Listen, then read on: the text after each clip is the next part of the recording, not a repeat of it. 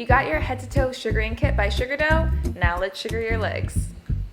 So first things first, when you are sugaring your legs, you want to make sure that you are choosing the right dough for your legs. My recommendation is the medium dough because it picks up finer hairs that are often on our legs. And of course, we want to make sure our skin is cleansed using either water or your favorite cleanser. Now we want to powder using our pre-sugaring body powder. And if your dough is pretty firm, then you can knead it with your hands to warm it up a bit. Now with sugaring, we use the mold and flick technique.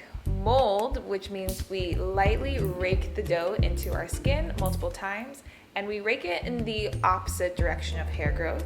Then we hold taut and we flick really fast parallel to your skin in the direction of hair growth.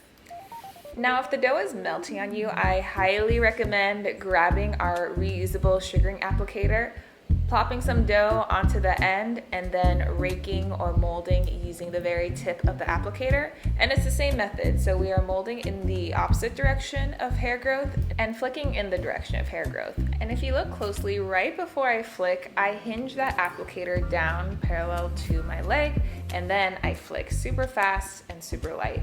And then I grab the dough and continue flicking until I have completed sugaring that part of my leg. And you just use the same piece over and over again until you're fuzz free.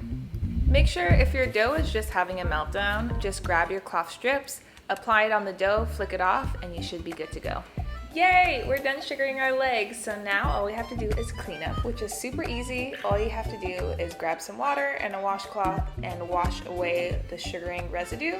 Now apply our post-sugaring soothing gel, especially if you have a little bit of irritation a couple hours after. And now we don't have to think about our legs for another 3 to 4 weeks when we sugar again. So well done for saving yourself a lot of money, and enjoy your sheets tonight.